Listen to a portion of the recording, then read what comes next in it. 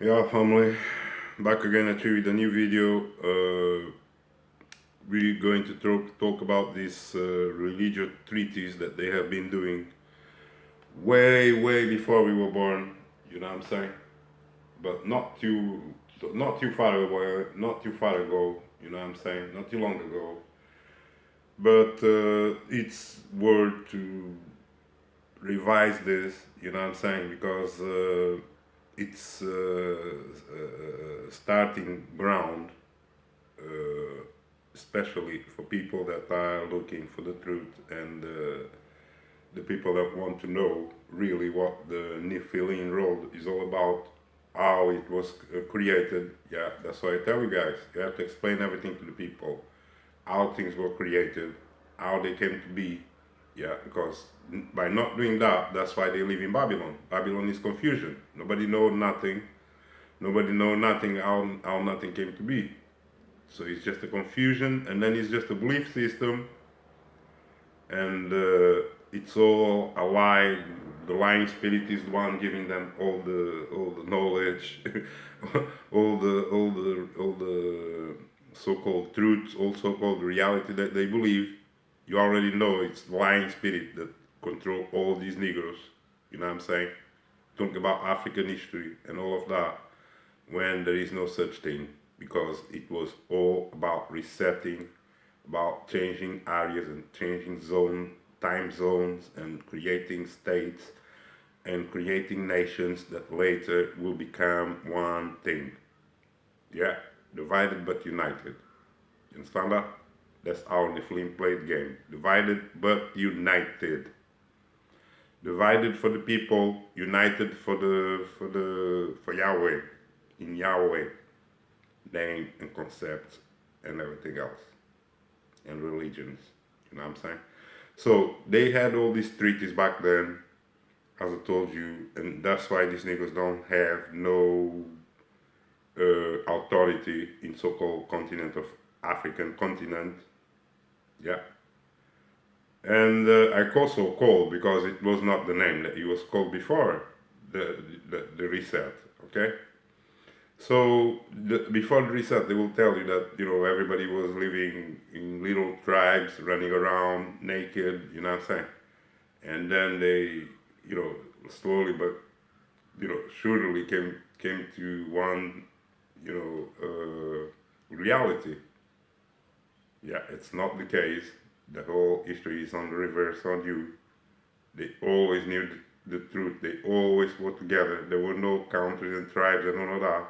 Yeah, they made it go up. You guys know that. That was the order, the New World Order, they tell you so famously, you know what I'm saying, started in these contracts, you know what I'm saying, because that's what they are, they call treaty. Well, these are their contracts with the whole entire Europe, you know what I'm saying. And it says there, wherever there are states, there are treaties. Since ancient times, treaties have been a crucial tool of statecraft and diplomacy. See that? That's how they do things.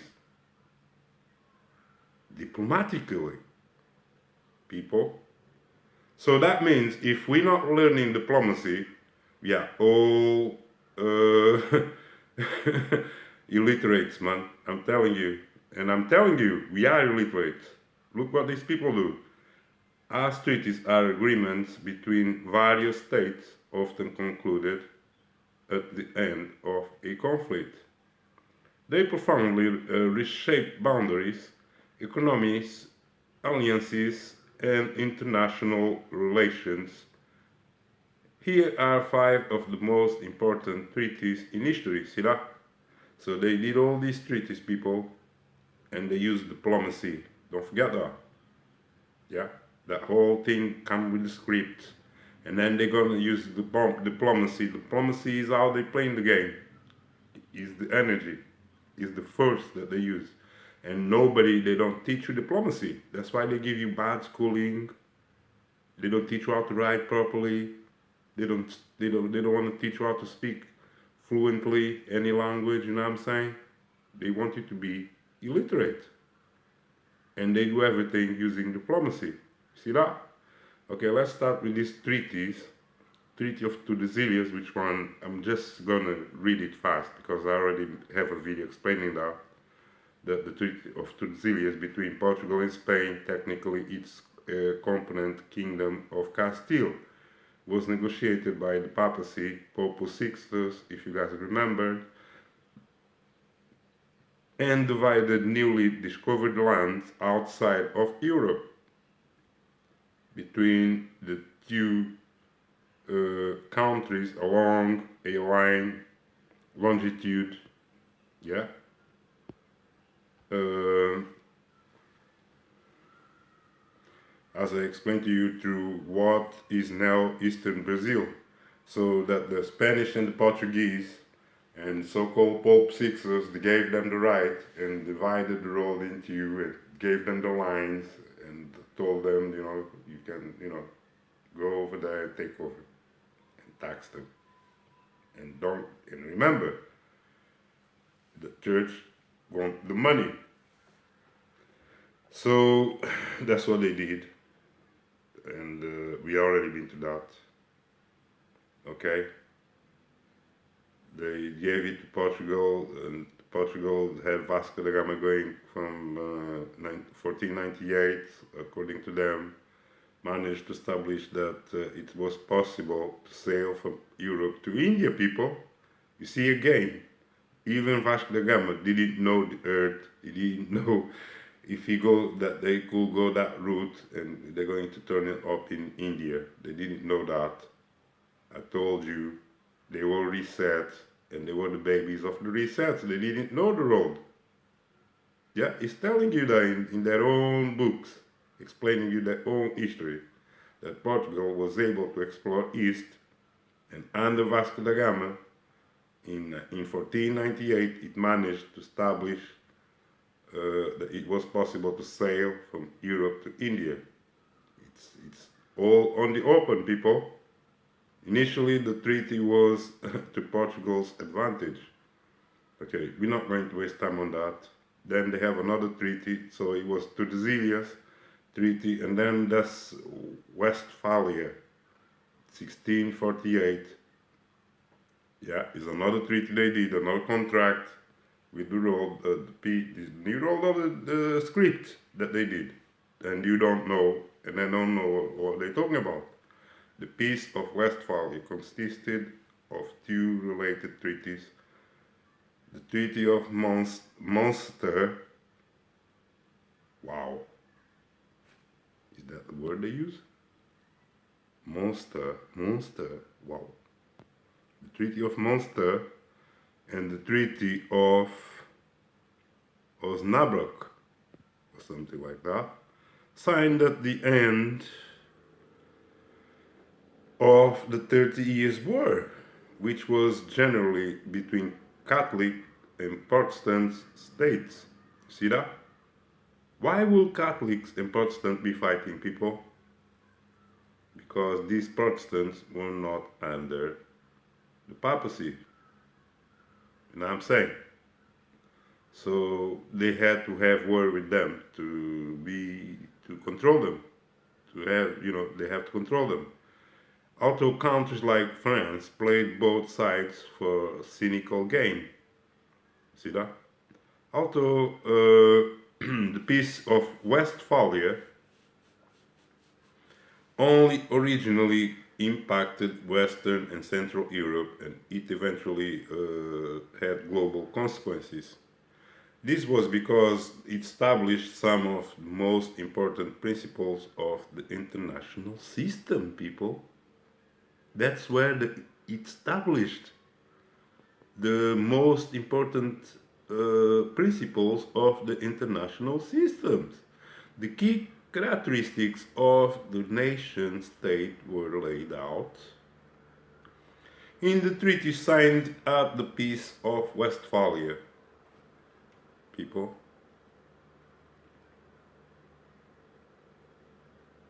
how you explain that?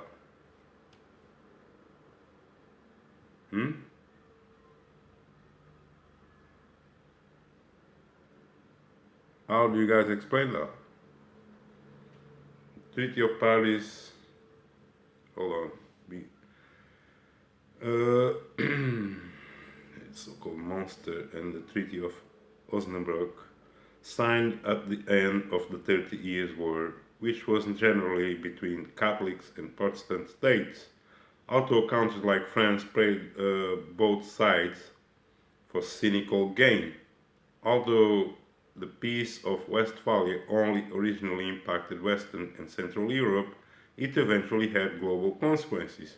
This was because it established some of the most important principles of the international system. The key characteristics of the nation state were laid out in the treaty signed at the Peace of Westphalia. People. Yeah?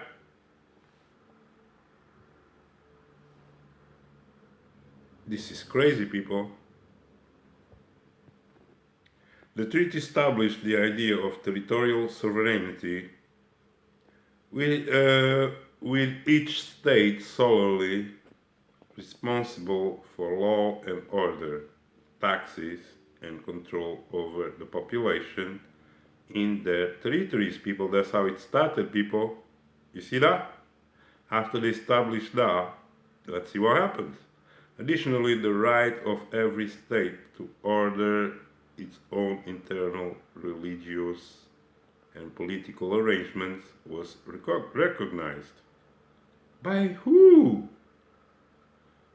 By Yahweh. These are now considered global norms. You see that?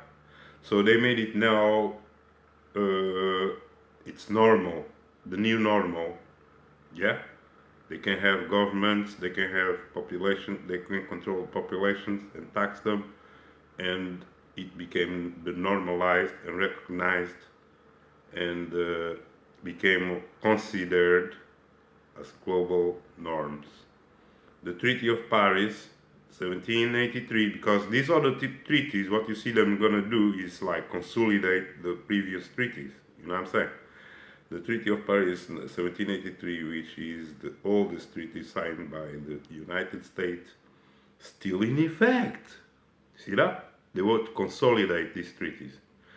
Ended the American Revolution and established the United States. Yeah.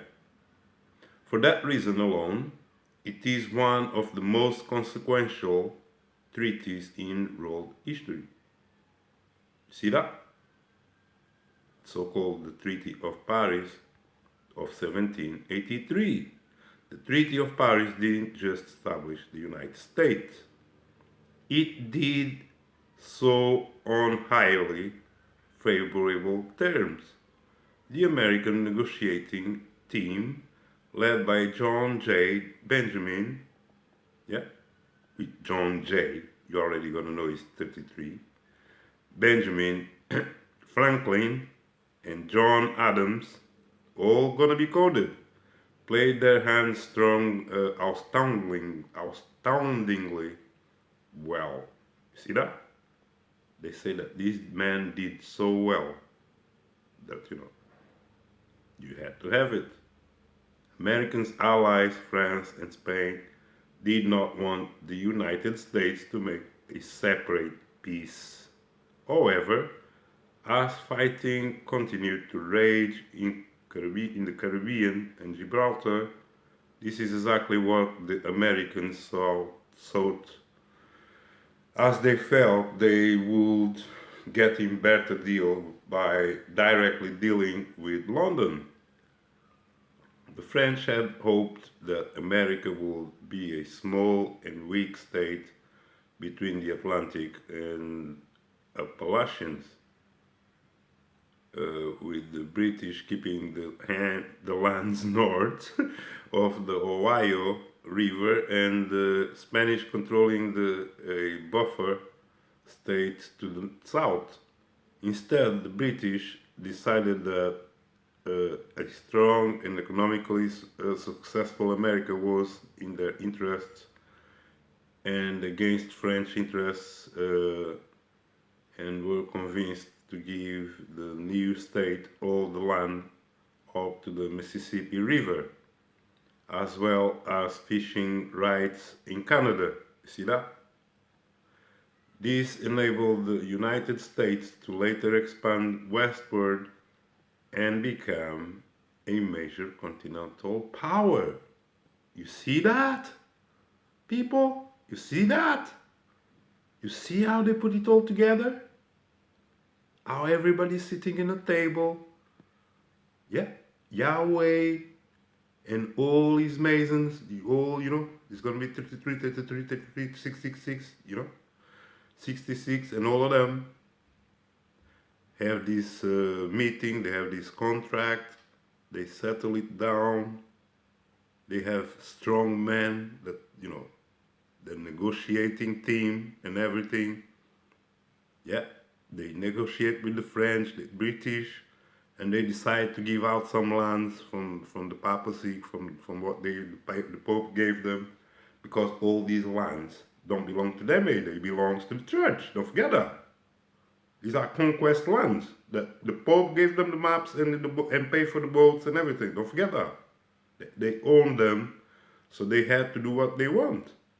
They had to create America then and share the profits. That's what they promised them.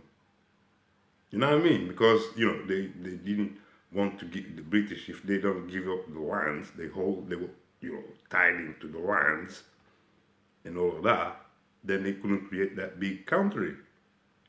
They put it together.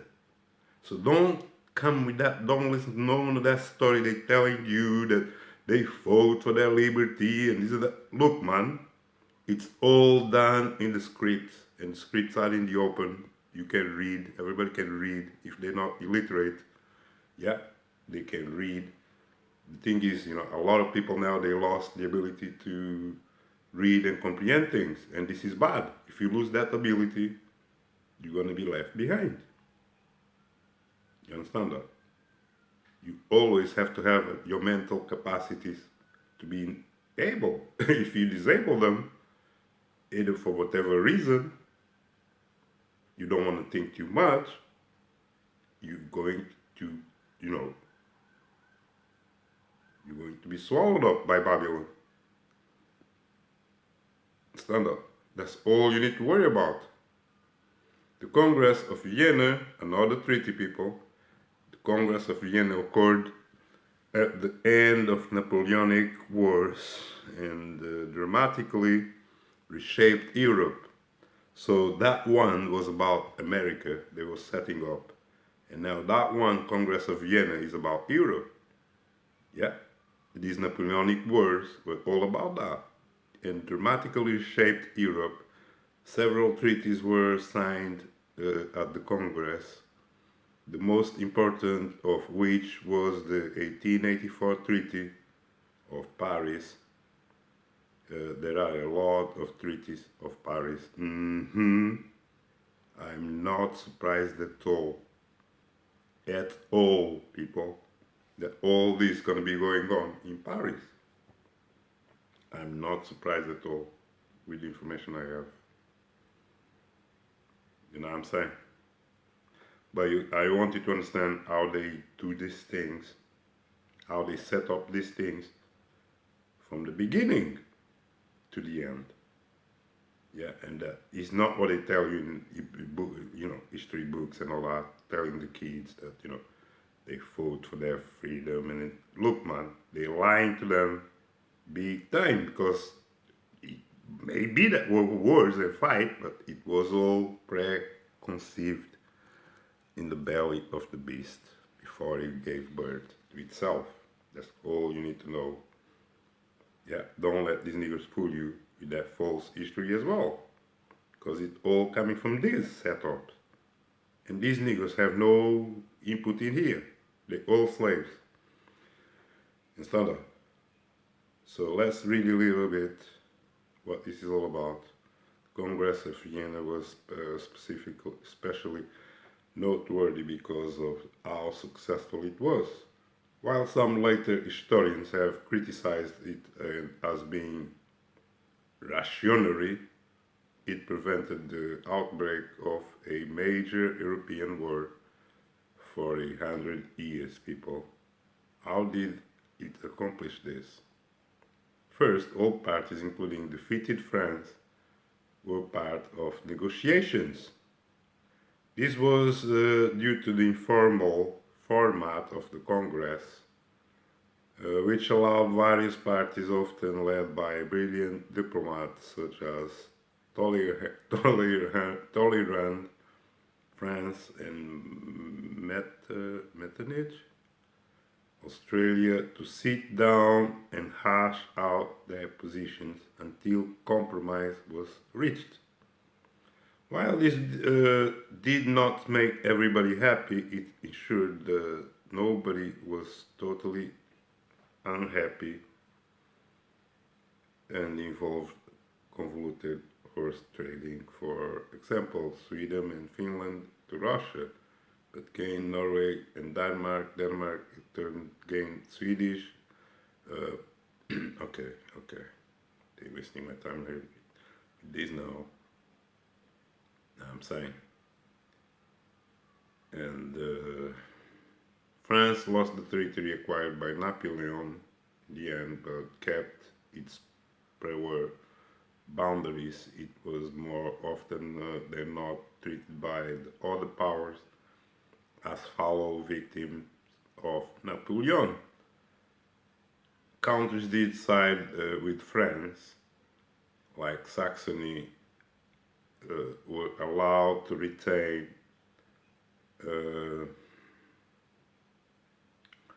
they were allowed to retain the hold on, give me a second.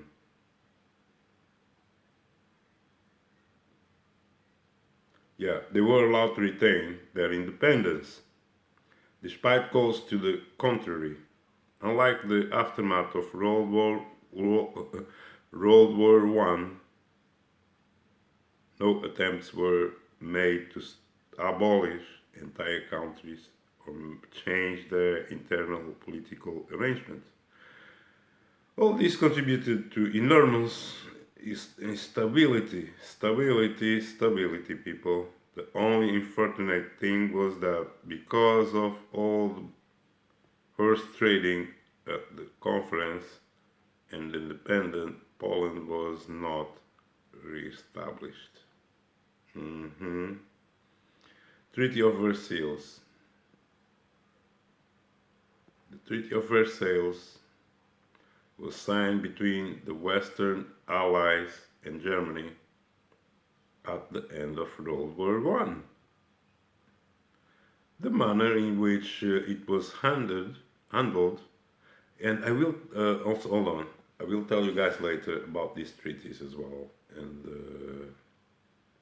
why they keep doing these treaties. And because these treaties, many of them means the reset, the internal reset on themselves as well, that you need to understand that these conquistadores, these babies that they bought, and they gave them lands and told them to go and conquer other lands, and gave them titles and gave them lands. They gave at the beginning, you know what I'm saying? They were giving them lands and making them super rich. Imagine, you taking the lands of other people, you owning castles, you know what I mean? But all of that, there was that entity behind called Yhwh, Rome. And they had to all pay tax to Yhwh. Don't forget that. Yhwh was controlling all of that, all these lands, everything was Yhwh. They were signing up the kings and everything. Everything that was running in these kingdoms, Yhwh knows. That's why he tells you in the book. There's nothing that happened in the kingdom that Yhwh don't know, because he's the guy that put it all together and stand up. So when you read this script, you have to also mirror to the Bible what it says, because it's all same script and stand up. So that one they're running in the history format, but it's all, parallel to the same thing that you have in the Bible. Stand up. So all you see here, because there's a lot of reading going on, yeah, is the European reset of the population, and they give them the ranking as I told you at the beginning, like Colombo, all these guys, they got a lot of lands and banks, they have a lot of, they're super rich. But after generations, yeah, they have these other wars that then turn their wealth back to their master. Don't forget, the master always owned them from the beginning. Don't forget that. The master is ahead of the game. He sent them conquering these lands and everything, and then he made them rich, gave them the illusion that they, were different, they were free, that, like Spain would think that, what they had, it was for them, permanently, forever. Imagine, Spain will be the richest country in the world today, and so will be Portugal. How come they are not? Hmm? How do you explain that? And they were the first that they gave them because they're not in control of all that rich that they gave that they found or nothing. Just like the Africans is the same. They're not in control of the land, of the earth, of nothing. It's this entity Yahweh that is behind and control everything. They just puppets. And it's not a, they just puppets. And of course, I'm not saying there's no good people or nothing. I'm just saying that the people is being made so, they were born with their eyes closed. Don't forget that. They didn't even know how the road looked like or nothing. And the guy is telling them, that's how it is. You should conquer, you should make wars, you should kill. And that's what they did. They didn't know nothing. He was the Yahweh that was their master, the man of war, and gave them boats and told them what to do. And then when they did it, he's always on top of them and controlling them and keeping all the money, all the riches that they make, all the lands belong to them. Because he was the guy that put them in the train in the first place. Understand that? That's how it started. Understand that? That's why all this they tell you out here that you can compete with them. You can't compete with them because they're on the top of the mountain. They Moses and Yahweh is on there on top of the mountain with them, throwing fire and everything, and he controls all of this. I stopped reading, guys, because if you can't read, that's why I'm scrolling it. Yeah, but all I'm trying to break down to you is that these things are the things that they've been doing before the time being that you live in this time that you live today. These things were already done. The earth is already been sold out, and people that they just look, man. They don't even own this earth. These people that conquered it, that say they conquered America, conquered Australia, they don't own it. You understand that? Yahweh's got to own it, and He controls all of them. They all tagged with 666 Reset Street. I already told you, and there's no way they can come out of that. Understand that? That video must be getting long. Oh my, it's getting really long. I'm gonna stop now, guys. Yeah, and I just wanted you guys to understand that. Okay. The 5 most important treaties in history. So you can revise them. Treaty of Tordesillas, 1494. Then you had the Peace of Westphalia, 1648. The Treaty of Paris, 1783. Yeah. The Congress of Vienna. It's another one. Yeah. It's all treaties they've been doing. Treaty of Versailles, 1919. And that's the 5 ones that I just spoke to you guys. You know what I'm saying? That's it, man. I love you all. Don't let them fool you with no false history or nothing. You need to know for facts. Yeah, you need to know facts. And you need to mirror what their God do. It's all religion. It's all a destruction. It's all Babylon, people. Wake up. Love you all. Peace.